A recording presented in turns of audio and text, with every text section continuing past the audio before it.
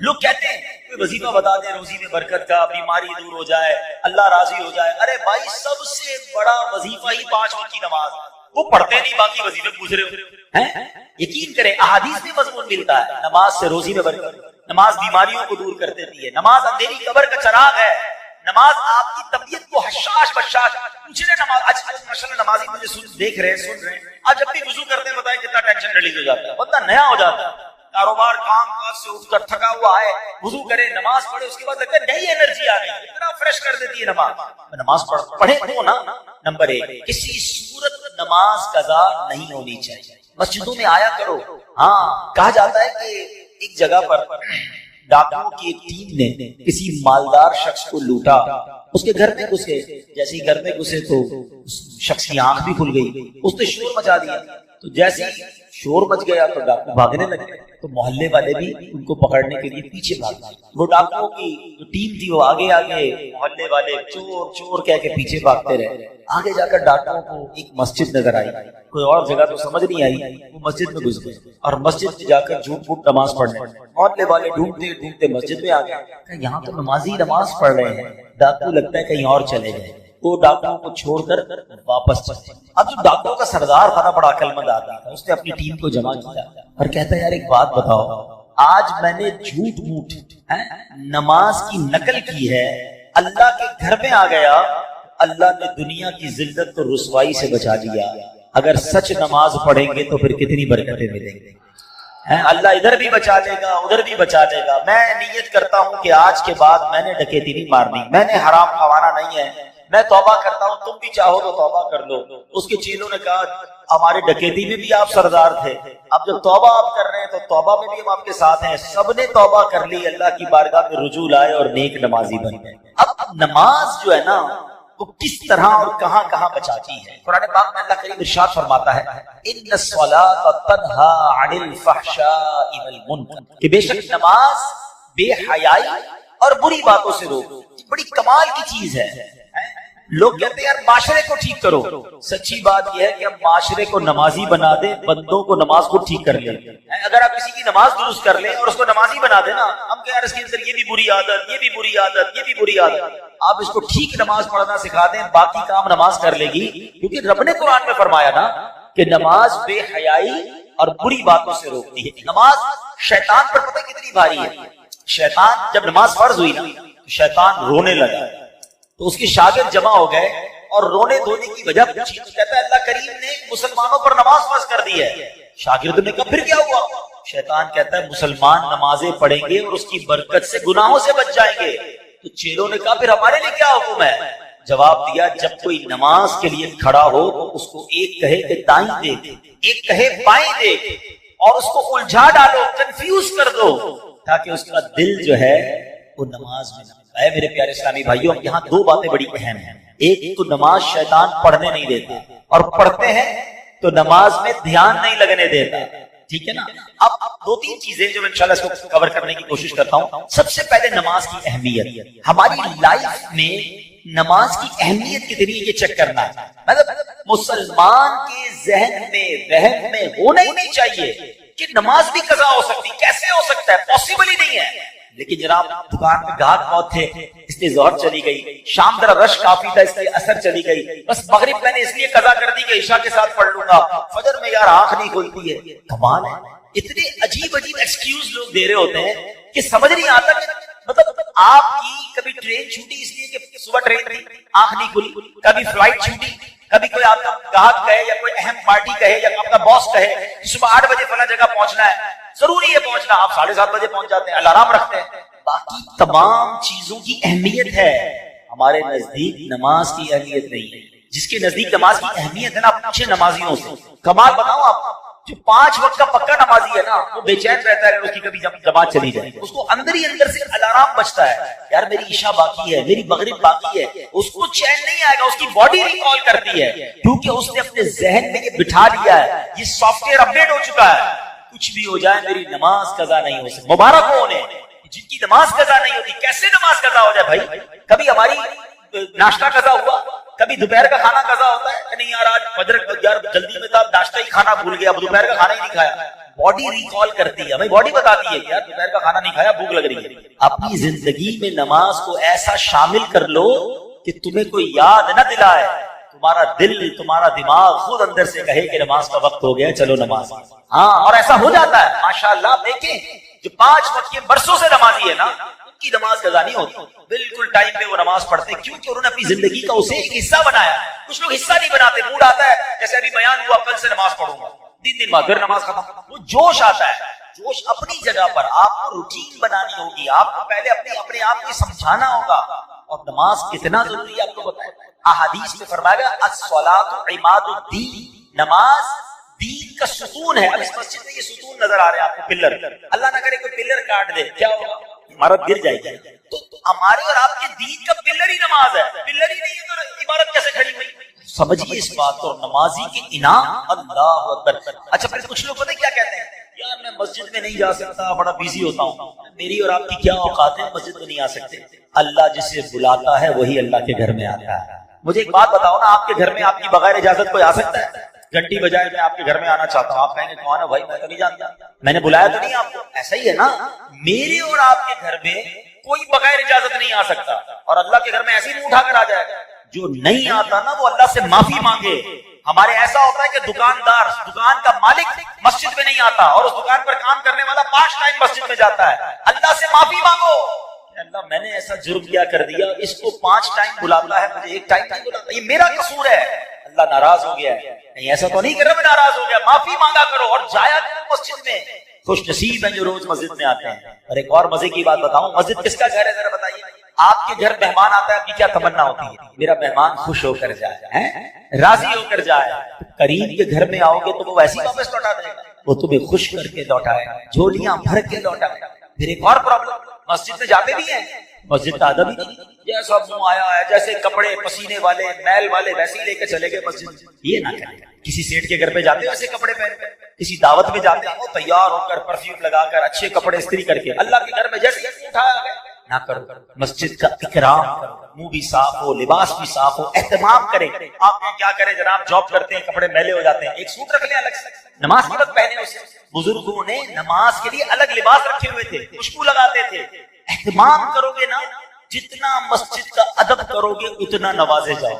تیسری بات, مسجد میں آ کر بھاگا نہ کرو, جلدی نہ مچایا کرو. یہ بھی بڑا پرابلم. علماء نے بڑی پیاری مثال دی ہے کہ مومن کی مثال مسجد میں ایسی ہوتی ہے جیسے مچھلی پانی کے اندر ہوتی ہے, کیسے پرسکون ہوتی ہے پانی کے اندر. اور منافق کی مثال جیسے مچھلی پانی کے باہر ہوتی ہے. اب اپنے دل سے پوچھ لو, ہم جب مسجد میں آتے ہیں ہمارے دل کی کیفیت کیا ہوتی ہے؟ جلدی ختم ہو جائے بس, کسی طرح. لیٹ ہو رہا ہے یار, ابھی تک امام صاحب کبھی 2 منٹ نماز لمبی کرتے تو لوگ نمازی امام صاحب کو پکڑ لیتے ہیں. حضرت آپ نے 2 منٹ زیادہ لے لیے, 1 منٹ دعا لمبی کرا دی. اللہ کے بندے, تجھے 2-3 منٹ اللہ کے گھر میں بیٹھ کر پرابلم ہو رہی ہے. اچھا یہی اعتراض کرنے والا بار پان کی دکان پہ آدھا گھنٹہ کھڑا رہتا ہے, اس کو وہاں پرابلم نہیں ہے, یہاں پرابلم ہے. 3 منٹ زیادہ کیوں, امام صاحب 1 منٹ لیٹ کیوں, اور درود پڑھ لیتا ہے 1 منٹ. بھائی اللہ کے گھر میں بے سکونی کیسی ہے؟ اپنے دل سے پوچھو کہ میں اللہ کے گھر میں جاتا ہوں تو بے چینی کیوں ہوتی ہے؟ دل کا علاج کرو, سکون سے بیٹھا کرو. دنیا میں کوئی بڑا سیٹ صاحب ہمیں بلائے, بہت بڑا آدمی, اور ہمیں کہے کہ بھائی 5 منٹ کے لیے آپ کا ٹائم ہے, ہم چلے جائیں, اور 10 منٹ بٹھا لیں. باہر آ کے کہتے ہیں یار مجھے تو 10 منٹ بٹھایا, مجھے 5 منٹ 15 منٹ ایکسٹرا ٹائم مل گیا. دنیا والا 10 منٹ زیادہ بٹھائے تو خوش ہوتے ہو, اللہ کے گھر میں 5 منٹ زیادہ بیٹھنے کے لیے تیار نہیں ہوتے. یہ نہ کیا کرو, بیٹھا کرو. میں آپ کو اور مشورہ دیتا ہوں, ہم سارے پریشان ہیں, جتنے بیٹھے سب کے ساتھ کوئی نہ کوئی کہانی ہے. کوئی بیمار ہوگا, کوئی قرضے میں ہوگا, کسی کے روزگار کے مسئلے, کوئی اولاد کی پرابلم میں. ساری دنیا میں پرابلمز ہی ہے نا. مسجد میں آیا کرو, نماز ختم بھی ہو جائے کرے, دعا بھی ہو جائے, پھر بھی بیٹھا 2-4 منٹ اکیلے میں بیٹھ جائے بس, پھر اللہ سے باتیں کرتے. ہاں مزے کی بات بتاؤ, دنیا کائنات میں بڑے لوگوں سے بات آسان نہیں ہے. کسی سے فون کرو تو نمبر ہی نہیں ملتا, بڑے آدمی اٹھاتا ہی نہیں فون ہمارا, بیچ میں سیکرٹری ہوتا ہے, صاحب بیزی ہیں. اچھا بات کرنی ہے 3 دن بعد, اتنے بجے کال کرنا, 5 منٹ کی کال, بڑے آدمی سے بات کرنا اتنا مشکل. آؤ میں بتاتا ہوں, جس نے کائنات بنائی ہے اس سے بات کرنے کا کوئی پرابلم نہیں. جتنی بات کرنی ہے بات کرو. ہاں اللہ دل کی بات بھی سنتا ہے. تمہاری زبان میں بات کرو نا, کوئی ٹرانسلیٹر ضروری نہیں ہے. بات پتہ کیسے ہوگی, ٹیلی فون ڈائل کیسے ہوتا ہے؟ مولا علی فرماتے ہیں کہ جب میرا جی چاہتا ہے رب مجھ سے بات کرے, میں قرآن پڑھنے لگ جاتا ہوں. اور جب جی چاہتا ہے میں رب سے بات کروں تو میں دعا کرنے لگتا ہوں. یہ جو دعا ہے نا ہاتھ اٹھانا، یہ ڈائریکٹ ڈائلنگ ہے. بس آپ بولتے جائیں. آپ نے ہاتھ اٹھائے، بلکہ ہاتھ بھی اٹھانا دعا کے لیے ضروری نہیں، ادب ہے. نہ بھی اٹھائیں، اب سر جھکا کے بیٹھے اللہ سے باتیں کریں، دل کے حال بھی جان جائے. کہو نا اس سے میں بیمار ہوں، کہو نا اس سے میں پریشان ہوں، کہو نا مالک پہ پھنس گیا ہوں. اللہ سے بات نہیں کرتے، رب کے سامنے نہیں جاتے، سب کے سامنے جاتے ہیں. سارے محلے کو بتاتے ہو یہ پرابلم، یہ پریشانی، کاروبار ڈاؤن، مارکیٹ اپ ڈاؤن. وہ کیا کر لے گا بھائی؟ میں تو جس کی بارگاہ میں سر جھکانے کا کہہ رہا ہوں وہ حل المشکلات، وہ مسبب الاسباب ہے، وہ مشکلوں کو دور کرنے والا ہے. ہمارے پاس ہی وقت نہیں ہے اس سے بات کرنے کے لیے. نماز پڑھا کرو، مسجدوں میں آیا کرو، وقت بتایا کرو، اللہ سے باتیں کیا کرو، پھر دیکھو وہ کریم کیسے تمہاری مشکل. مجھے ایک بات بتائیں، جب بھی میں اور آپ اپنی ماں کے پاس گئے کسی تکلیف کی وجہ سے، ماں نے کیا کیا؟ سینے لگایا تھا، دعائیں دی تھی، جھٹکا تو نہیں تھا. تو ماں جب اتنا پیار کرتی ہے ہم تکلیف میں جائیں تو وہ تو کئی ماؤں سے زیادہ پیار کرنے والا ہے. اس کو پکارو تو صحیح، اس سے مانگو تو صحیح، ہاتھ تو اٹھاؤ، دعا تو کرو، سر تو جھکاؤ. نمازیں قضا کرنے والا، مسجد سے دور بھاگنے والا کیسے امید کرتا ہے کہ اللہ میری دعا قبول فرمائے گا اور مجھ پر مشکلیں آسان فرمائے گا؟ خود ہی رب سے بھاگے. تو نماز سے دوستی، مسجد سے دوستی تھام لو، کسی صورت نماز قضا نہ ہو. اچھا، میں نے ایک طرف تو نماز کے فضائل بیان کیے. نماز پتہ ہے کیسے کیسے فضائل ہیں؟ نماز کے بارے میں میرے آقا نے فرمایا جعلت قرۃ عینی فی الصلاۃ، نماز میں میری آنکھوں کی ٹھنڈک ہے. ہم کہتے ہیں غلامی رسول میں موت بھی، جس کو موت قبول ہے اس کو نماز قبول کیوں نہیں ہے؟ پہلے تو نماز ہے نا، موت کی باری تو بعد میں آئے گی. خالی نعرے لگانے آتے ہیں. اور پھر سنو، سب سے بڑا انعام پتہ ہے نمازی کو کیا ملے گا؟ کہ بروز قیامت اس کو اللہ کریم کا دیدار نصیب، رب کا دیدار. آ رہا ہے نا، معراج کا مہینہ ہے نا، 27 رجب کو سب پھر سنیں گے انشاءاللہ آقا کی معراج کے واقعہ. تو آقا کو تو معراج نصیب ہوئی، ہم گناہگاروں کے لیے بھی چانس ہے کہ جو نمازی ہوگا اللہ کریم قیامت کے بعد جنت میں اس کو اپنا دیدار عطا فرمائے. اب آپ کی مرضی ہے، اللہ کا دیدار کرنا ہے تو نمازیں پڑھو. اچھا، لیکن ایسا نہیں کہ نماز آپشنل ہے، پڑھ لی تو پڑھ لی، نہیں پڑھی تو کوئی مسئلہ نہیں. نہیں جناب، سب سے بڑا گناہ، بڑے سے بڑے گناہوں کی جب بھی لسٹ آپ دیکھیں گے نا، کبیرہ گناہوں کی لسٹ، اس میں نماز نہ پڑھنا شامل ہوتا ہے. کہ کوئی شراب پیے، لوگ شراب پیتے، اوہ یہ جواری ہے، یہ ہیروئنچی ہے، یہ فلاں غلط کام، بدکاری کرتا ہے. ٹھیک ہے، یہ سارے گناہ ہیں، بڑے گناہ ہیں، مگر ان سب سے بڑا گناہ بے نمازی ہے. اس کو کوئی نہیں بولتا بھی بے نمازی ہے، کیونکہ سارے بے نمازی، اکثر ہی بے نمازی ہے. نہ کرو ایسا، اللہ شدید ناراض ہوتا ہے جو نماز نہیں پڑھتا. روایتوں میں آتا ہے کہ کوئی شخص ایک نماز جان بوجھ کر قضا کر دینا، اس کا نام جہنم کے اس دروازے پر لکھ دیا جاتا ہے جس سے وہ اس کو جہنم میں داخل کیا جائے. اب آپ سوچیں، ہمیں احساس ہی نہیں نماز قضا ہو رہی، کوئی سر پہ بل بھی نہیں آتا، کوئی افسوس بھی نہیں کرتا کہ یار میری نماز قضا ہو گئی، ٹینشن ہی کوئی نہیں. حالانکہ یہ سخت گناہ. روایتوں میں آتا ہے کہ اللہ کریم جب کسی سے ناراض ہوگا اور بے نمازی قبر میں جائے گا تو اس کو قبر ایسے دبائے گی، میرے آقا نے انگلیاں ملا کر فرمایا کہ پسلیاں ٹوٹ پھوٹ کر ایک دوسرے میں پیوست ہو جائیں، دونوں طرف کی پسلیاں آپس میں مل جائیں گی، قبر ایسے دبا دے بے نماز. خدا نماز کسی صورت قضا نہیں ہوگی، نیت کریں انشاءاللہ.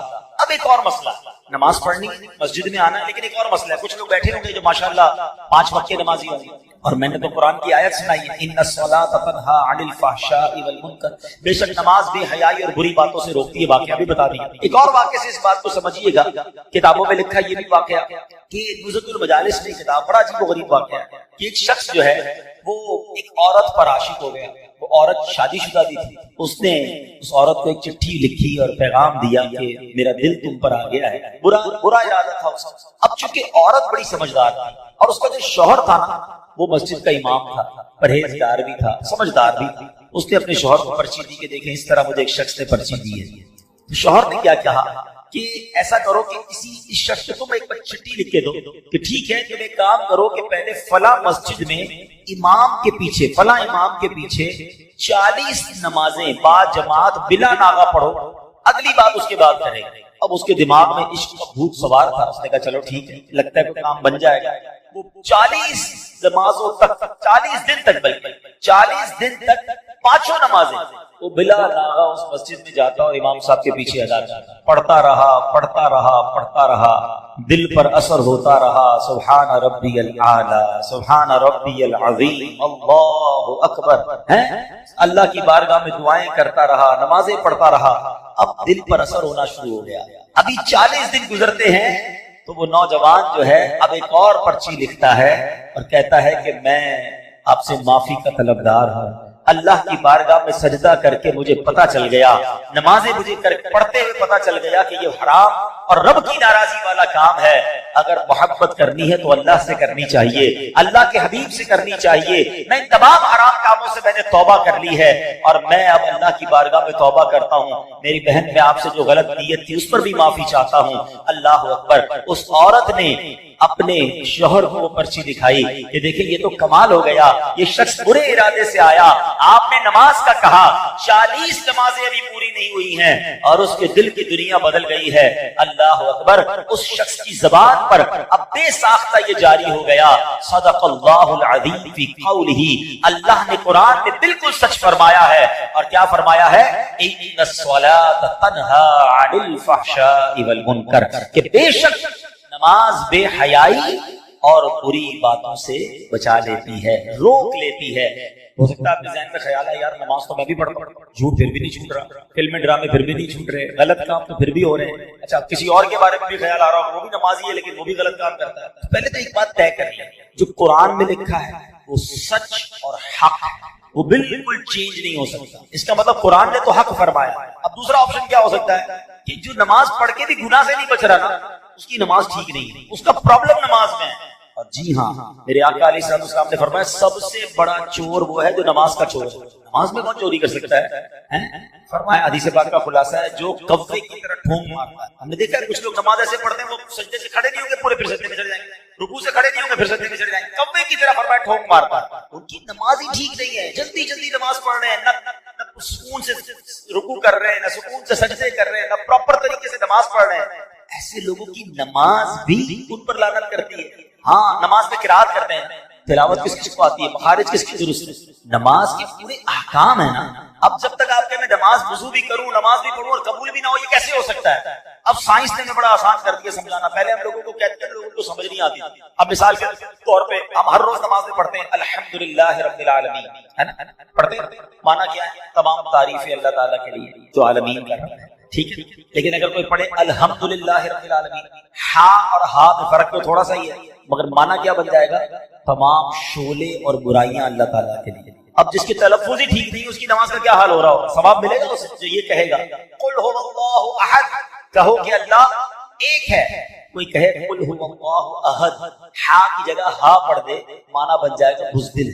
اب بتاؤ کیا معنی بنے گا؟ نماز میں کیا فائدہ ہوگا؟ نمازیں پڑھی جاؤ، سردی میں وضو بھی کر رہا ہے بیچارہ، نماز بھی پڑھ رہا ہے، مگر نہ مخارج ٹھیک ہے، نہ سجدہ ٹھیک ہے، نہ کہیں نماز سیکھی ہے۔ نماز کیسے بے حیائی اور برائی سے روکے گی؟ سیکھی کہاں ہے نماز؟ آپ یہاں مارکیٹ میں کام کرتے ہیں، آپ نے کام سیکھا ہے، کسی کاریگر کے ساتھ بیٹھ کر آپ نے کڑھائی سیکھی ہوگی، سلائی سیکھی ہوگی، کسی استاد سے شاگردی اختیار کر کے کام سیکھا۔ نماز کدھر سے سیکھی مجھے بتا دیں؟ تو یار وہ ابو جیسے پڑھتے تھے ویسے ہم پڑھتے تھے، محلے میں لوگ وضو کرتے ہوئے دیکھا ویسے ہی وضو کرنا شروع کر دیا، ایسے تو نہیں ہوتا نا۔ اچھا پھر جب ایسی بات ہم کرتے ہیں نا کہ یار تلفظ کی غلطی، یہ نماز کے فرائض واجبات کی غلطی نماز فاسد کر دیتی ہے، تو شیطان بھی تو ہے نا، تو شیطان کان میں آواز ڈالتا ہے یار ایسا تھوڑی ہوتا ہے، اللہ معاف کرنے والا ہے، تھوڑا بہت تو چلتا ہے۔ اب یہ تھوڑا بہت چلتا ہے نا، یہ ہمیں سائنس نے سمجھانا آپ کو آسان کر دیا۔ اب تو پہلے بھی سمجھاتے تھے، اب میں آپ کی زبان میں آپ کو سمجھاتا ہوں۔ سب کے پاس موبائل فون ہے، اپنے موبائل پر آپ نے کوئی پاسورڈ لگایا ہوا ہے، ٹھیک ہے، مثال کے طور پہ آپ نے عبدل نام لکھ دیا ہے پاسورڈ، یا ویب سائٹ پر یا بینک اکاؤنٹ میں، اب اس میں اے آپ نے کیپٹل لگایا ہوا ہے، میں کہوں یا ذرا اسمال لگا دیں، ہاں بھائی کھل جائے گا، پاسورڈ کھلے گا۔ اے ہی تو ہے، چھوٹا ہی ہے نا۔ آپ کہیں گے نہیں، اچھا چلے دو الفاظ کے بعد ایک نقطہ لگا دیں بیچ میں، اب کھل جائے گا پاسورڈ؟ اب بھی نہیں کھلے گا، صرف نقطہ ہے یار۔ اچھا نقطہ بھی نہیں، اسپیس دے دیں صرف بیچ میں، اب کھل جائے گا، اب بھی نہیں کھلے گا۔ کمال ہے یار، تمہاری ویب سائٹ میں نہ اسپیس چلے نہ نقطہ چلے، اور میرے رب کے قرآن میں جیسے پڑھو چل جائے۔ وہاں سمجھ آ رہی ہے ساری باتیں کہ بھائی جیسا پاسورڈ ہے ویسا ہی لگانا ہوگا، اور نماز اپنی مرضی کی پڑھو اور کہ اللہ قبول کر لے گا، ایسا نہ کرو۔ عربی زبان اس کے اپنے تقاضے ہیں، اپنے مخارج ٹھیک کریں، اپنی تلاوت ٹھیک کریں، اپنے سجدے رکوع ٹھیک کریں۔ اب میں کمال بتاتا ہوں دعوت اسلامی کا۔ یوں تو دعوت اسلامی کے ہم پر بڑے احسان ہیں، مگر میں سمجھتا ہوں کہ پچھلی کئی صدیوں میں جس انداز سے دعوت اسلامی والوں نے نماز سکھانے کا اہتمام کیا، نماز کورس کروائے، فرض علوم کورس کروائے، بچوں کے مدرسوں کے ساتھ بڑوں کے مدرسے بنائے، تاکہ کسی طرح لوگوں کے مخارج ٹھیک ہو جائے، ان کی تلاوت ٹھیک ہو جائے، ان کی نماز ٹھیک ہو جائے، کیونکہ ہمیں یہ پتا ہے کہ اگر ہم نے بندے کی نماز ٹھیک کر دی، یہ نماز اس بندے کو ٹھیک کرتی ہے۔ ہاں بندہ ٹھیک ہو جائے، اس کی نماز یہ پراپر پڑھ لے، کیونکہ رب نے قرآن میں فرمایا ہمارا کوئی کمال نہیں، اللہ نے فرما دیا کہ نماز بے حیائی اور برائی سے روکے گی، بس آپ کسی طرح نماز ٹھیک کر لو، باقی انشاءاللہ نماز اپنا کام کر دے گی۔ تو اے میرے پیارے اسلامی بھائیوں، گلف مارکیٹ میں کام کرنے والوں، آج میں آپ کے پاس ایک ہی پیغام لے کر آیا ہوں کہ پلیز اپنی نماز پر توجہ دیں۔ پہلی نیت یہ کرے کہ کچھ بھی ہو جائے آج کے بعد ہماری کوئی نماز قضا نہیں ہو۔ دوسرا، اب نماز صحیح پڑھنی ہے، یہ زیادہ اس کے ساتھ یہ بھی ضروری ہے نا، ٹھیک ہے نا۔ اب نماز صحیح کیسے پڑھنی ہے وہ دعوت اسلامی والے آپ کو کروا دیں گے ماشاءاللہ۔ اس مسجد میں بھی، دیگر دعوت اسلامی کے پورے کراچی میں، پاکستان میں رات کو مدرسے لگتے ہیں، 15 منٹ 20 منٹ کا مدرسہ۔ آپ جائیں، صرف قاری صاحب کو پہلے اپنی، میں تو کہتا ہوں صرف نماز میں جو آپ پڑھتے ہیں نا، سورہ فاتحہ پڑھتے ہیں، سورہ اخلاص پڑھتے ہیں، وہ سنائیں ان کو کہ سنیں بھائی میری تلاوت ٹھیک ہے، نہیں ٹھیک پہلے اس کو ٹھیک کریں، نماز کی تسبیحات کو ٹھیک کریں۔ پھر ماشاءاللہ دعوت اسلامی والے کبھی 7 دن کا، کبھی 3 دن کا نماز کورس کرواتے ہیں۔ میری گزارش ہے ماشاءاللہ امام صاحب اور کمیٹی کے لوگ موجود ہیں، آج ہی اعلان کر دیں کہ کوئی جناب 3-4 دن کا کورس اسی مسجد میں کرا دیں، روز کے 2 گھنٹے، بے شک آپ رات کو کاروبار کے بعد بیٹھ جاؤ، ارے یہ تو ہمیں سارے کام چھوڑ کے کرنا چاہیے تھا، لیکن نماز کورس کر لیں گے، آپ کو اندازہ ہو جائے گا کہ کتنی غلطیاں تھی جو میں وضو میں کرتا تھا، میں نماز میں کرتا تھا، جو غسل میں کرتا تھا، کسی کی انگلیاں سجدے میں نہیں لگتی، کسی کی پیشانی سجدے میں نہیں لگتی، کسی کا رکوع ٹھیک نہیں ہو رہا، آپ کو اندازہ ہوگا کہ یار اتنی ساری باریکیاں تھی جو مجھے پتہ ہی نہیں تھی۔ تو اگر آپ یہ سیکھ لیں گے، اور یقین جانیے جس دن نماز ٹھیک ہو گئی نا، پھر ہر سجدہ تمہارے درجے بلند کرتا جائے گا، ہر دعا تمہاری انشاءاللہ مشکلیں ٹالے گی، یہی نماز تمہاری روزی میں برکت لے آئے گی، یہی نماز تمہیں انشاءاللہ بیماریوں سے بچائے گی۔ میں رب کریم سے دعا کرتا ہوں کہ رب کریم ہمیں 5 وقت کا پکا نمازی بنا دے، اپنے گھر میں بار بار آنے کی توفیق عطا فرمائے، اور ہم جو نماز پڑھیں اس نماز کو صحیح طریقے سے ادا کرنے کی توفیق عطا فرمائے، آمین بجاہ نبی نبی صلی اللہ تعالی علیہ وسلم۔ صلو علی الحبیب صلی اللہ تعالی علی محمد۔ اچھا، اب ایک ماشاءاللہ اعلان بھی ہے، دعوت اسلامی کے تحت ایک مسجد کا تعمیری کام جاری ہے، کنسٹرکشن کی جملہ اخراجات کے لیے تعاون فرمائیں۔ اب یہ مسجد باہر اسلام میں موجود ہیں، اور یہ گل گوٹس نیو سبزی منڈی سپر ہائی وے پر شاید کوئی مسجد بن رہی ہے، 20 لاکھ روپے ان کو حاجت ہے، اور یہ بھی نصیب والوں کا کام ہے، کیونکہ جو اللہ کے لیے مسجد بناتا ہے اللہ اس کے لیے جنت میں گھر بناتا ہے۔ تو اپنے لیے، اپنے مرحومین کے لیے کچھ نہ کچھ حصہ ضرور ملائیں، سجدے ہوتے رہیں گے، قیامت تک ہمیں نیکیاں ملتی رہیں گی انشاءاللہ عز و جل۔ جیسے میں نے کہا کہ آج ذہنی آزمائش کا سلسلہ میں نے بھی جانا ہے، اس لیے میں تھوڑا مختصر بیان کیا۔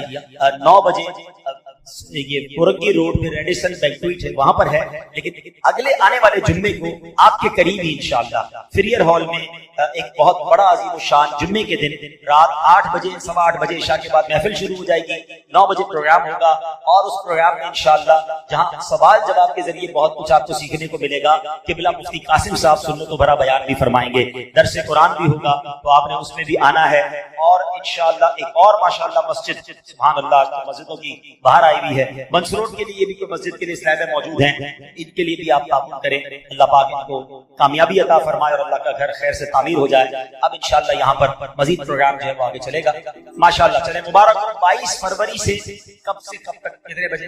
عشاء کے بعد روزانہ آدھا گھنٹہ اسی مسجد میں نماز خور شروع ہو جائے گا، کوئی فیس نہیں لیں گے آپ سے۔ دعوت اسلامی والے بچے چاہتے سیکھ لو یار، سیکھ لو، نمازیں درست کر لو، تو کون کون آئیں گے انشاءاللہ؟ آدھا گھنٹہ عشاء کے بعد آدھا گھنٹہ آ جائیں۔ اچھا، کچھ لوگ اگر دیر سے ختم کرتے ہیں نا، دکان 10 بجے ختم کرتے ہیں، تو اگر آپ قاری صاحب ہمارے اتنے اچھے ہوتے ہیں مبلغین کہ یار بھائی ایک کورس تھوڑا لیٹ بھی کروا دو، تو لیٹ بھی کروا دیں گے۔ دعوت اسلامی والے آپ کے ٹائم کے مطابق آپ کو پڑھا دیں گے، آپ سیکھنے والے بن جاؤ تاکہ ہم سب کی نماز درست ہو جائے۔ اللہ پاک ہم سب کو عمل کرنے کی توفیق عطا فرمائے۔ الحمدللہ رب العالمین والصلاۃ والسلام علی سید الانبیاء والمرسلین۔ اللهم ربنا آتنا فی الدنیا حسنۃ وفی الآخرۃ حسنۃ وقنا عذاب النار۔ میرے مولا ہم سب کا جمع ہونا اپنی بارگاہ میں قبول فرما، ہم سب کے تمام صغیرہ کبیرہ گناہوں کو معاف فرما۔ آج ہم نے نماز کے بارے میں سنا ہے، اللہ ہمیں 5 وقت کا پکا نمازی بنا دے، اے اللہ سجدوں کی لذت بھی عطا فرما، با جماعت نمازیں پڑھنے والا بنا دے، میرے کریم مولا ہماری مشکلیں آسان فرما، ہم سب کو صحیح طریقے سے سیکھ کر صحیح نماز پڑھنے کی توفیق عطا فرما، سب کی جھولیاں بھر دے، سب کی مرادیں پوری کر دے، اس مارکیٹ میں کاروبار کرنے والوں پر خاص رحمتوں اور برکتوں کا نزول فرما، ہمارے وطن پر خاص نظر فرما، جو مشکل گھڑی آئی ہے، جو مشکل وقت آیا ہے، اے اللہ ہماری معیشت کو اپنے کرم سے سہارا عطا فرما۔ اے اللہ مہنگائی کے طوفان کو دور کر دے، رب یسر ولا تعسر وتمم لنا بالخیر یا فتاح وبک نستعین وافوض امری الی اللہ ان اللہ بصیر بالعباد۔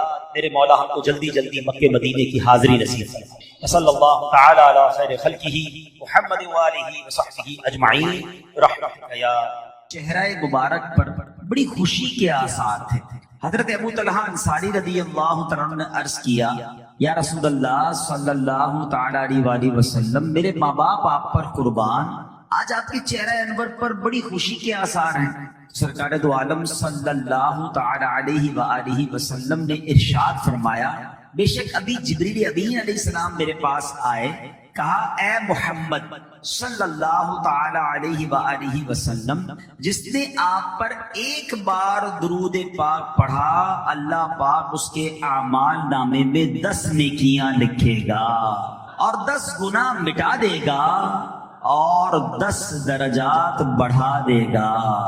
ان پر درود جن کو کسے بے کساں کہیں، ان پر درود جن کو کسے بے کساں کہیں، ان پر سلام جن کو خبر بے خبر کی۔ صلو علی الحبیب صلی اللہ تعالی علی محمد صلی اللہ علیہ وسلم۔ اس خوبصورت بہت ہی پیاری حدیث میں 2 باتیں بڑی سیکھنے کو مل رہی ہیں۔ نبی پاک علیہ الصلوۃ والسلام کے چہرہ انور پر خوشی کے آثار ہیں۔ اچھا یہ خوشی کیوں ہے؟ جبریل امین نے آ کر پیارے آقا کو جو خبر دی، بظاہر اس میں نبی پاک کے لیے تو کوئی اس طرح دیکھا جائے تو کوئی انعام یا خوشخبری والا معاملہ نہیں ہے، یہ تو امتیوں کے لیے اعلان تھا۔ ہمارے کام اچھے ہو رہے ہیں کہ ایک درود پڑھیں گے تو 10 نیکیاں، 10 گناہ معاف، 10 درجے بلند ہو رہے ہیں، مگر سرکار دو عالم صلی اللہ تعالی علیہ وسلم کو امت سے پیار کتنا ہے۔ خوشخبری نبی پاک کو دی گئی کہ آپ کی امتیوں کو یہ انعام دیا جائے گا ہر درود پڑھنے پر، تو میرا آقا علیہ الصلوۃ والسلام کا چہرہ چمک اٹھتا ہے۔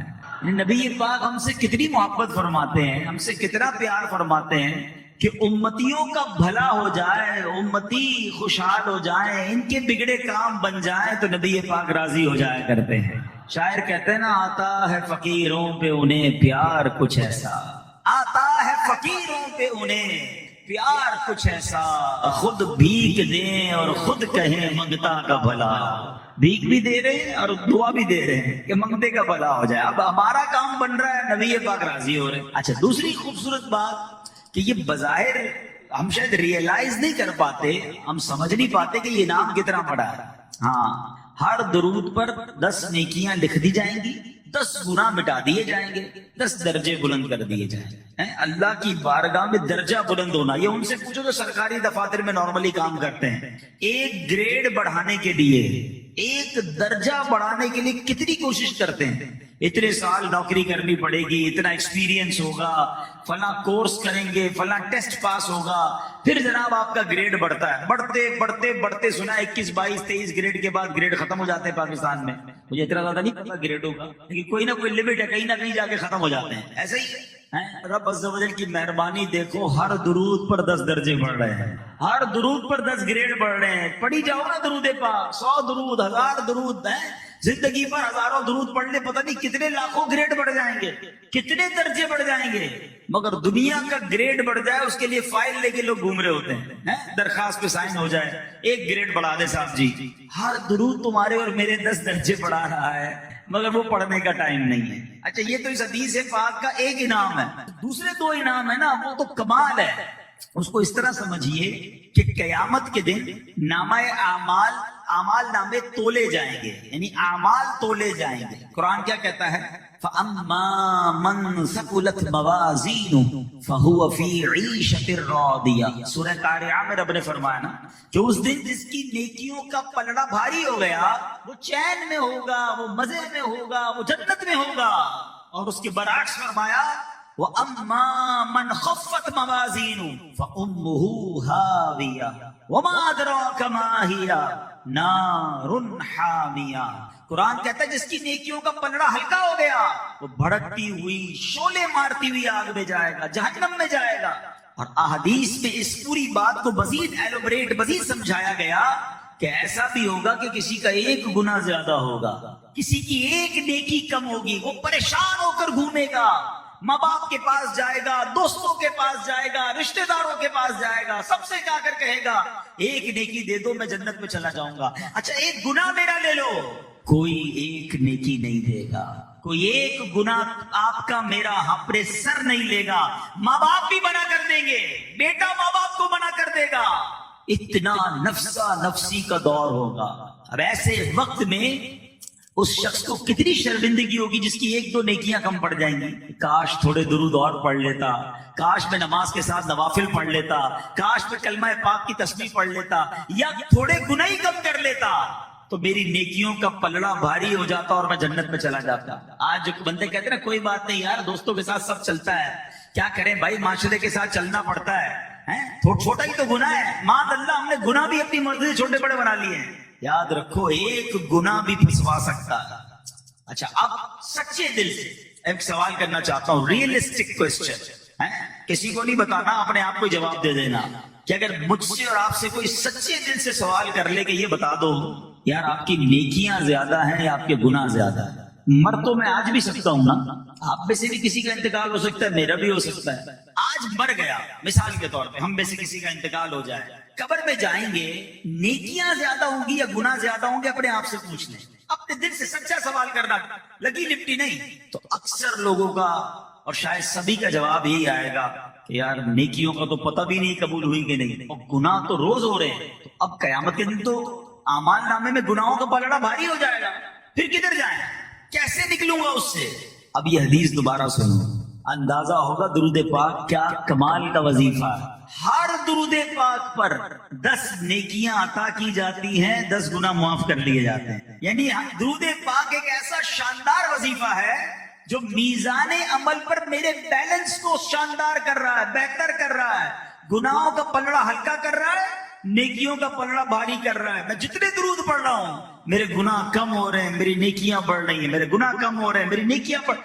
مدینے جایا کریں تو روزانہ ہی سید الشہداء کی بارگاہ میں جایا کریں۔ سیدنا امیر حمزہ اور آپ کے بالکل برابر میں حضرت مصعب بن عمیر ہیں، حضرت عبداللہ بن جہش رضی اللہ تعالی عنہ ہیں، اور سبحان اللہ جو شہداء احد ہیں ان کے بارے میں روایتوں میں یہ مضمون ملتا ہے کہ جو ان کی بارگاہ میں جا کر سلام پیش کرتا ہے یہ قیامت تک اس سلام بھیجنے والے کو سلامتی کی دعاؤں سے نوازتے رہتے ہیں۔ مبارک ہونے جو سید الشہداء کی حاضری کو جا چکے، اللہ ہمیں بھی یہ حاضری بار بار نصیب فرمائے۔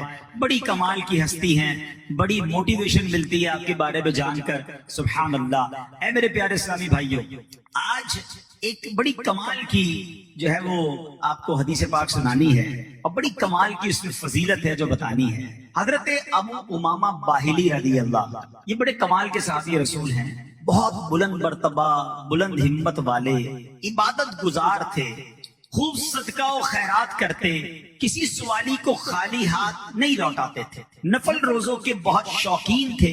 آپ کے اہل خانہ، زوجہ، محترمہ، کنیزیں، غلام سبھی روزے رکھتے تھے۔ دن کے وقت ان کے گھر کھانا بنتا ہی نہیں تھا، اگر کبھی ان کے گھر سے دھواں دکھائی دیتا کہ دھواں اٹھ رہا ہے تو لوگ سمجھ جاتے کہ آج حضرت ابو امامہ کے گھر مہمان آئے ہیں، ورنہ ان کے ہاں تو سب روزے رکھتے ہیں۔ ایسے کمال کے صحابی رسول، عالم دین بھی تھے۔ آپ کا معمول تھا کہ نبی پاک کی باتیں لوگوں کو جمع کر کے سنایا کرتے۔ ایک بڑی پیاری حدیث پاک ہے جو حضرت ابو امامہ رضی اللہ تعالیٰ عنہ نے روایت کی ہے۔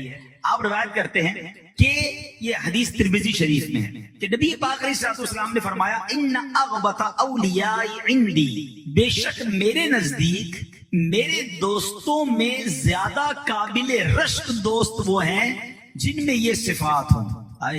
نبی پاک کیا فرما رہے ہیں؟ میرے دوستوں میں، آقا علیہ الصلوۃ والسلام کے دوستوں میں، اور اس میں بھی ٹاپ لیول کے زیادہ قابل رشک کون ہے؟ تو یہ کیسے لوگ ہوں گے بھائی؟ ذرا غور سے سنیے کہ جو نبی پاک کا دوست بننا چاہے، ہم تو غلام ہیں، آقا قبول فرما لے، غلامی میں تو ہی بیڑا پار ہو جائے گا، مگر آقا ان لوگوں کو اپنا دوست فرما رہے ہیں۔ فرمایا جو مومن ہو، نمبر 2 خفیف الحال، کم سامان والا ہو، نمبر 3 ذو حظ من الصلاۃ، کثرت سے نماز پڑھنے والا ہو، نمبر 4 احسن عبادت ربی، اپنے رب کے اچھے انداز سے عبادت کرنے والا ہو، نمبر 5 وَأَطَاعَهُ فِي السِّرِّ تنہائی میں اللہ پاک کی فرما برداری کرنے والا.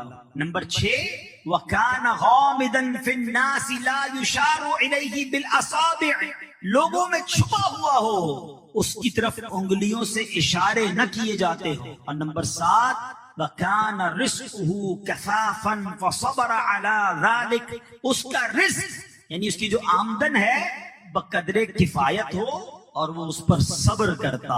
یہ 7 قسم کے لوگ، یہ 7 اوصاف ہیں اس بندے کے، یہ 7 کیٹیگری ہے اس بندے کی کہ سبحان اللہ آقا فرماتے کہ یہ میرے سب سے زیادہ قابل رشک دوست ہیں، دوست میں بھی اور قریب دوست ہیں. سبحان اللہ. ذرا غور کیجئے، کچھ نیکیاں ایسے ہوتی ہیں جس میں کہا جاتا ہے یہ نیکی کر لے تو جنت کی بشارت، کچھ نیکیاں ہوتی ہیں جس کے بارے میں کہا جاتا ہے کر لے تو جہنم سے چھٹکارا مل جاتا ہے. کسی کے بارے میں فرمایا کہ یہ کام کر لے تو پل صراط سے آسانی سے گزر جائے گا. کسی کام کے بارے میں کہا جاتا ہے قبر کے عذاب سے بچ جائے گا. اللہ اکبر. یہ 7 اوصاف کیسے ہیں کہ جس میں شامل ہو جائیں آقا فرماتے میرا قابل رشک دوست ہے. ہائے ہائے اللہ کا محبوب بنے جو تمہیں چاہے، اللہ کا محبوب بنے جو تمہیں چاہے، اس کا تو بیان ہی نہیں. تم جسے چاہو، ذرا سوچیے نبی پاک جسے چاہے اس کا عالم کیا ہوگا. تو ہے میرے پیارے اسلامی بھائیوں، اور ایک بات اور یاد رکھیں، علماء فرماتے ہیں جس کو نبی پاک علیہ السلام اپنا دوست بنا لے اسے اللہ پاک اپنا ولی بنا لیتا ہے. اور جو ولی بن جائے اس کے بارے میں قرآن میں کیا فرمایا؟ الا ان اولیاء اللہ لا خوف علیہم ولا هم يحزنون. سن لو، بے شک اللہ کے ولیوں پر نہ کچھ خوف ہوگا اور نہ وہ غمگین ہوں گے. سبحان اللہ. نبی پاک علیہ السلام کے دوست کی شان کیا ہے کہ جو پیارے آقا کا دوست وہ اللہ کا بھی پیارا ہے. جو اللہ کا پیارا ہوتا ہے اس کی کیا شان ہوتی ہے؟ حدیثوں میں آتا ہے جو اللہ کا ولی ہو اللہ پاک اس کی خصوصی مدد فرماتا ہے. جو اللہ پاک کا دوست ہو اللہ پاک اسے گناہوں سے محفوظ رکھتا ہے. جو اللہ پاک کا دوست ہو اسے دنیا کی محبت سے بچایا جاتا ہے. جو اللہ پاک کا دوست ہو رب کریم اس کی چاہت کو رد نہیں کرتا. اللہ پاک کا ولی جو مانگے وہ عطا کیا جاتا ہے. اچھا اب ذرا ان 7 اوصاف کو ہم تھوڑا تھوڑا سمجھتے ہیں تاکہ یہ 7 کون سی خوبیاں ہیں ہم کوشش کریں کہ ہمارے اندر بھی یہ خوبیاں آ جائیں. ایمان پہلا وصف کیا ہے کہ وہ بندہ مومن ہو. یاد رکھیے ایمان والا ہونا بڑی سعادت ہے. اللہ قرآن میں فرماتا ہے اے ایمان والو اللہ سے ڈرو جیسا ڈرنے کا حق ہے اور نہ مرنا مگر مسلمان. یعنی ایمان سلامت لے کر قبر میں جانا ہے. ہم اللہ سے آج دعا کرتے ہیں کہ اللہ سیکنڈ کے کروڑویں حصے میں بھی ہمارا ایمان ہم سے جدا نہ ہو، ہم ایمان سلامت لے کر قبر میں جائیں. تو ایمان کی حفاظت کی ہمیں فکر کرنی چاہیے. مگر ایک بات یاد رکھیے گا، آج کل بڑا لاجک کا زمانہ ہے، یہ بڑا عجیب سوشل میڈیا کے معاملات آ گئے ہیں. جناب یہ اسلام کا حکم ہے، اس کے پیچھے لاجک بتائیں. یہ ہمیں سمجھ نہیں آ رہا، اسلام کا یہ آرڈر سمجھ نہیں آ رہا، عقل پر فیصلے ہو رہے ہیں. نہیں جناب، ایمان جو ہے نا اس کی بنیاد عقل پر نہیں رکھنی، ایمان کی بنیاد عشق پر رکھنی ہے. ہاں یاد رکھیے گا، بعض اوقات عقل اٹک جاتی ہے. ایمان کے معاملات یہ عشق سے ہوتے ہیں. اللہ کو دیکھا ہے؟ نہیں دیکھا نا، مانتے ہیں اللہ ایک ہے. نبی پاک بظاہر ہم نے ان کا دور نہیں پایا، دیدار نہیں ہوا ہم میں سے بہت سو کو. ہم مانتے ہیں وہ اللہ کے نبی ہیں، وہ آخری نبی ہیں. ہم نے نہیں دیکھا جبریل امین قرآن لے کر آتے تھے، اللہ کے نبی سے سنا ہے. ہم ایمان لے آئے کہ جبریل امین بھی ہیں، قرآن بھی نازل ہوا ہے، اللہ کی آخری کتاب ہے، اس پہ کوئی شک نہیں ہے. ارے جب اتنی باتیں بغیر دیکھے مان لی، بغیر دلیل کے مان لی، اب کدھر سے تمہارے دماغ میں یہ باتیں آئی ہیں کہ جناب لاجک بتائیے، اس کی ذرا اس کی وجہ بتائیے، اسلام کا یہ حکم کیوں ہے ہمیں سمجھ نہیں آ رہا. میری آپ کی سمجھ کیا ہے؟ ہمارا کام ماننا ہے. ہم ایمان لائے ہیں اللہ پر، ہم غیب پر ایمان لانے والے ہیں. تو بڑی گہری بات ہے کہ نبی پاک کا دوست وہ ہے جو مومن ہے، اور مومن وہ ہے جو ایمان سلامت لے کر دنیا سے جائے. تو شیطان کے واروں سے اگر بچنا ہے تو اپنے ایمان کی جو بنیاد ہے وہ عشق پر رکھنی ہے. کیا خوبصورت بات کہی نا، فرمایا کہ عقل جو ہے، عقل کو تنقید سے فرصت نہیں. عقل کو تنقید سے فرصت نہیں، عشق پر اعمال کی بنیاد رکھ، عشق پر اعمال کی بنیاد رکھنی ہوتی ہے۔ اے میرے پیارے اسلامی بھائیوں، حضرت ابراہیم کا واقعہ آپ کو نہیں پتا؟ خلیل اللہ ہے، کتنی بڑی آگ تھی۔ آج چھوٹی سی آگ کو کوئی کہہ ذرا ہاتھ ڈالو کہ پاگل ہو گئے، ہاتھ جل جائے گا۔ اتنی بڑی آگ تھی آپ کے سامنے کہ کوئی پرندہ نہیں اڑ سکتا تھا، نو فلائنگ زون ہو گیا تھا وہ ایریا، اتنی بڑی آگ ہے، اور آپ کو اس آگ میں ڈالا جا رہا ہے۔ عمر کتنی؟ 18-20 سال کا نوجوان، ابھی عمر بھی آپ کی اتنی زیادہ نہیں تھی۔ عقل کیا کہہ رہی تھی؟ جاؤ گے تو جل جاؤ گے، سیکنڈوں کے اندر ختم ہو جاؤ گے۔ مگر عشق نے فیصلہ کیا کہ یہی رب کی رضا ہے تو میں آگ میں جانے کے لیے بھی تیار ہوں۔ شاعر مشرق سے پوچھو نا، فرمایا بے خطر کود پڑا آتش نمرود میں عشق۔ کون کودا تھا؟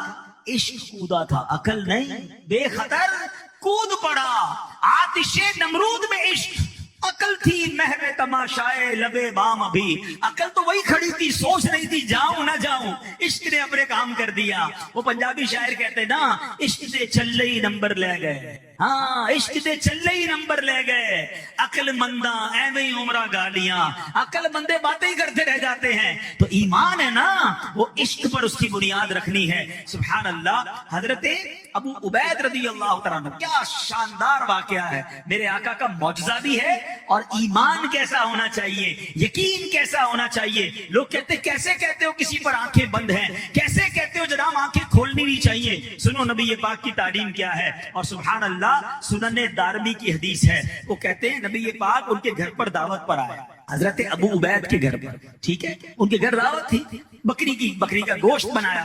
تو نبی پاک علیہ السلام نے فرمایا ناولنی ذراعہا، مجھے اس کی دستی دو۔ اگلی ٹانگ کو، بکری کی جو دو اگلی ٹانگیں ہوتی ہیں اس کو دستی کہتے ہیں، اور جو پچھلی ٹانگیں ہوتی ہیں اس کو ران کہتے ہیں، ایسے ہی۔ تو نبی پاک نے فرمایا مجھے اس کی دستی دو۔ پیارے آقا علیہ السلام کو دستی کا گوشت پسند تھا۔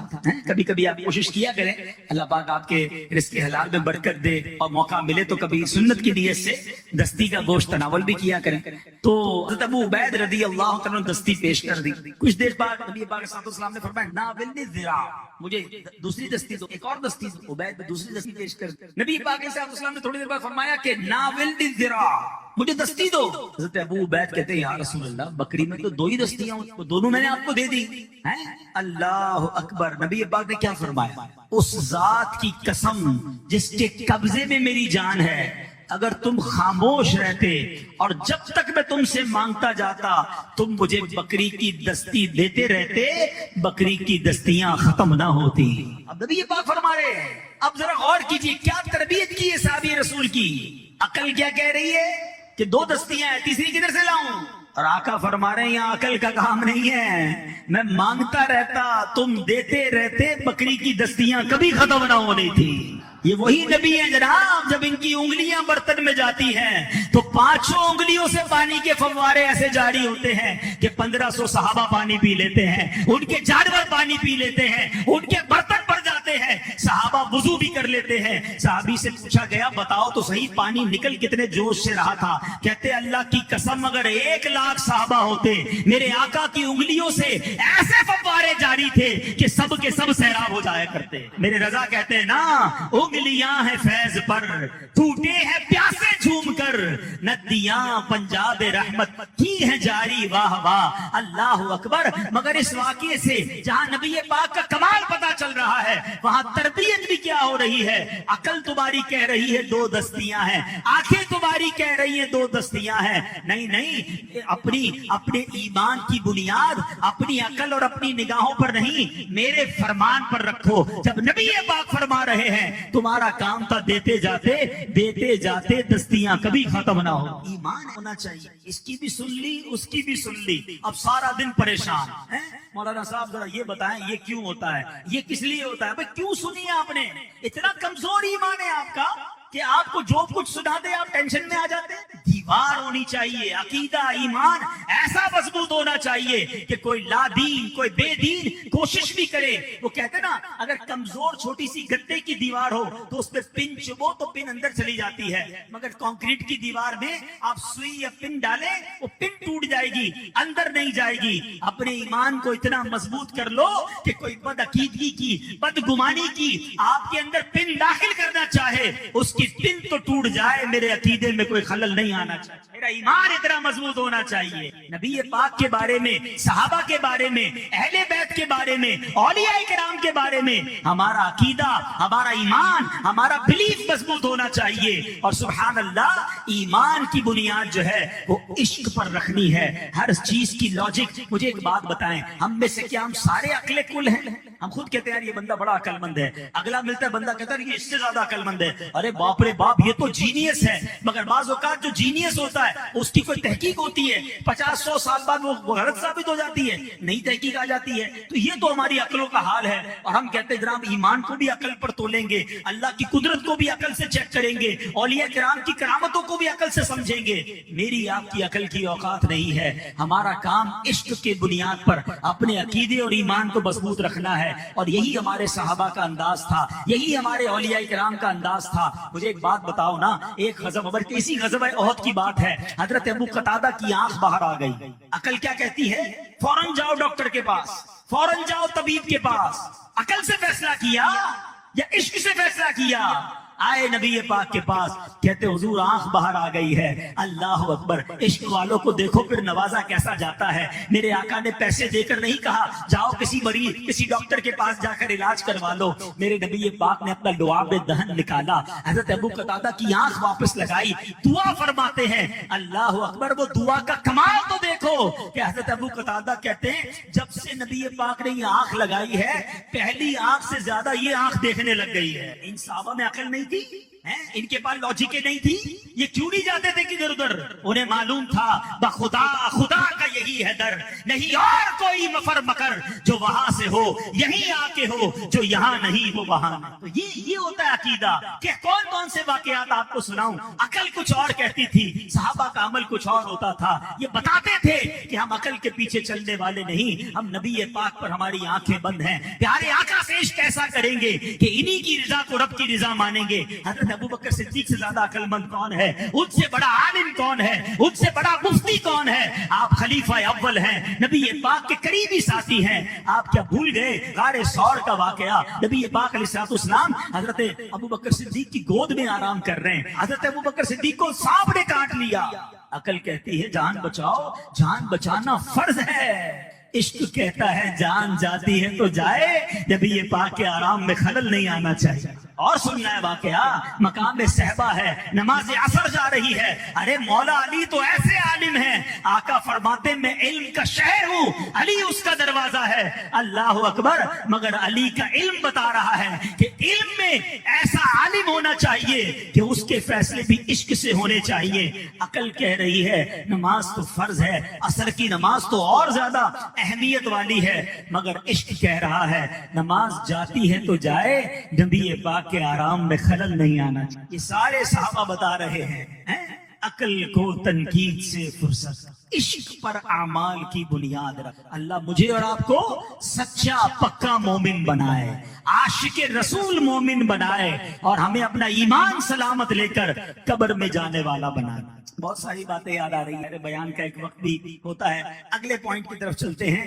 नबी पाक ने फरमाया कि मेरा जो दोस्त है, उसके जो सबसे रश्क वाले जो दोस्त है, उसके 7 औसाफ है। पहला मोमिन, दूसरा फरमाया कम मालो अयाल वाला। नबी पाक के दोस्त ने क्या फरमाया? खफीफुल हाथ, कम सामान वाला हो। क्योंकि दुनिया का सामान ज्यादा होगा ना, हराम का होगा तो मार पड़ेगी, और हलाल भी हुआ तो हिसाब देना पड़ेगा। पिछली आसमानी किताबों में अल्लाह पाक ने फरमाया ऐ इब्ने आदम, मैंने सब कुछ तेरे फायदे के लिए बनाया और तुझे अपनी इबादत के लिए बनाया। हाँ, बस अपने मकसद तख्लीक को भूलकर जो तेरे लिए बनाया है उसमें दिल न लगाओ।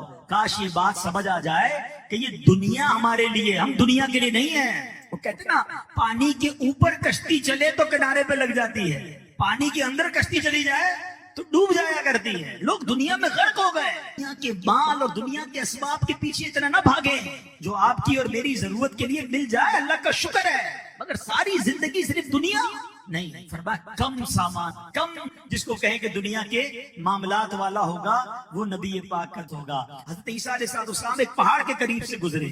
अब सोचे पहले के लोग कैसे। एक बुरा शख्स मिला, इबादत में मसरूफ था। आपने कहा बाबा जी आपने घर क्यों नहीं बनाया अपना, आप बगैर घर के रहते हैं। बाबा जी ने पता क्या कहा? کہتے ہیں کہ میں آپ سے پہلے نبیوں کی بھی میں نے خدمت کی، مجھے بتایا گیا کہ میری عمر صرف 700 سال ہوگی، میں نے سوچا صرف 700 سال ہی دنیا میں رہنا تو گھر بنانے کی کیا ضرورت ہے، عبادت میں زندگی گزارتے ہیں۔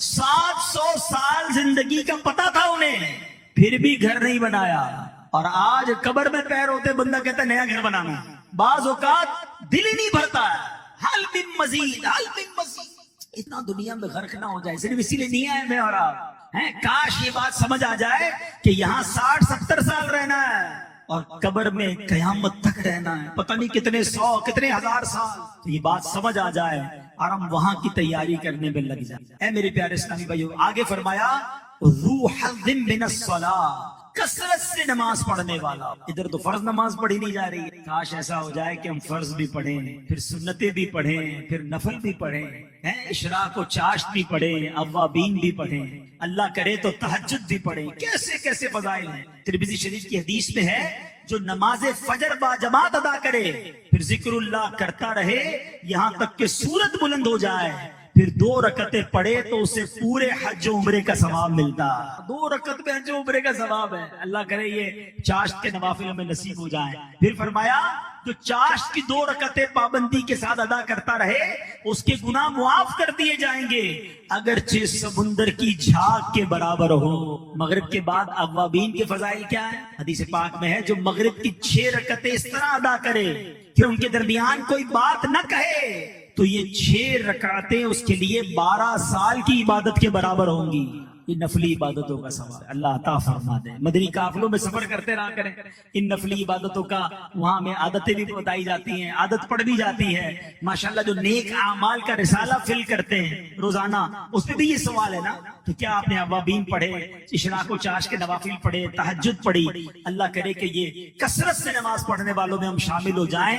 انعام کیا ہے کہ نبی پاک فرماتے ہیں میرا رشک لانے والا دوست ہے، عزیز دوست ہے، پیارے آقا اسے دوست کہہ رہے ہیں، تو اب سوچئے کہ میں کتنی اس کی فکر کرنی چاہیے۔ آگے فرمایا نبی پاک علیہ الصلوۃ والسلام نے کہ اگلا وصف کیا ہے؟ فرمایا تنہائی میں بھی اپنے رب کی فرما برداری کرنے والا ہے۔ کاش ایسا ہو جائے کہ ہم اکیلے میں بھی رب سے ڈریں۔ آج دنیا والے دیکھ لیں، اس بات کی ٹینشن تو ہے، ابو نہ دیکھ لیں، بھائی نہ دیکھ لیں، محلے والے نہ دیکھ لیں، شہر والے نہ دیکھ لیں، اللہ دیکھ رہا ہے، اس کی کوئی پرواہ نہیں۔ ایک حدیث سنیے، میں نے آج حدیث پڑھی نا، ادھر جا کے لگتی، جملہ سنیے گا۔ اللہ کے نبی علیہ الصلوۃ والسلام فرماتے ہیں، ان کے پاس ایک صحابی آئے، کہتے یا رسول اللہ صلی اللہ علیہ وسلم مجھے کچھ نصیحت کیجیے۔ تو نبی پاک نے فرمایا اللہ پاک سے ایسے حیا کرو جیسے اپنی قوم کے نیک شخص سے حیا کرتے۔ یہ کتنا کیسا سمجھایا نبی پاک نے کہ اپنی قوم میں کوئی نیک بندہ ہو نا، بندہ سگریٹ چھپا لیتے ہیں، بعض اوقات اس کے سامنے گناہ نہیں کرتے، کم از کم اتنی تو اللہ سے حیا کر لو جتنی اپنی قوم کے نیک بندے سے حیا کرتے ہیں۔ مگر آج لوگوں کا خیال ہے رب کا، کاش ہم تنہائی میں بھی رب کی بارگاہ میں حیا کرنے والے، گناہ سے بچنے والے۔ چھٹا وصف فرمایا وَكَانَ غَامِضًا فِي النَّاسِ لَا يُشَارُ إِلَيْهِ بِالْأَصَابِعِ، وہ لوگوں میں چھپا ہوا ہو، لوگ اس کی طرف انگلیوں سے اشارے نہ کریں۔ مشہور ہونے کی جو تمنا ہے نا، حب جا ایسی گھر کر گئی ہے، اب تو بڑی بڑی عمر کے بزرگ ہوتے ہیں وہ بھی کہتے ہیں ہمیں بھی سیلفی چاہیے۔ بابا جی آپ ان کن کاموں میں پڑ گئے، چھوٹے بچے سے لے کر بڑے آدمی تک بہت سارے لوگوں کو جناب اب یہ عجیب سا خط سوار ہو گیا، میرے لائکس ہوں، میرے فالوورز ہوں، دنیا مجھے جانے۔ ذرا سوچئے کہیں ایسا نہ ہو یہ عادت ہمیں برباد کر دے۔ ذرا غور سے سنیے گا حدیث پاک، نبی پاک علیہ الصلوۃ والسلام فرماتے ہیں جو حب جاں ہے نا، یہ کس طرح ایمان کو برباد کرتی ہے۔ فرمایا 2 بھوکے بھیڑیے بکریوں کے ریوڑ میں جتنی تباہی نہیں مچاتے، مال اور شہرت کی محبت اس سے زیادہ تباہی انسان کے دین میں مچا دیتے۔ بھوکے بھیڑیوں اور بکریوں کے ریوڑ میں چھوڑے کیسی چیز پھاڑ کر دیں گے۔ فرمایا مال کی محبت اور شہرت کی محبت بندے کے ایمان کو ایسے برباد کر۔ یہ خدارہ اس سے نکل آئیے، اللہ کی رضا کے لیے نیکیاں کیجئے، شہرت کی خواہش نہ ہو۔ ہاں اللہ جسے چاہے عزت دے، وَتُعِزُّ مَن تَشَاءُ وَتُذِلُّ مَن تَشَاءُ۔ روایتوں میں آتا ہے اللہ جس سے محبت کا ارادہ فرماتا ہے پہلے آسمان والوں سے فرماتا ہے، آسمان والے اس سے محبت یعنی فرشتے محبت کرتے ہیں، اور پھر زمین والوں کے دلوں میں اس کی محبت ڈال دیتا ہے۔ اور ایسے بہت سارے بزرگان دین آئے جنہوں نے اپنی شہرت کے لیے کام نہیں کیا، وہ دین کا کام کرتے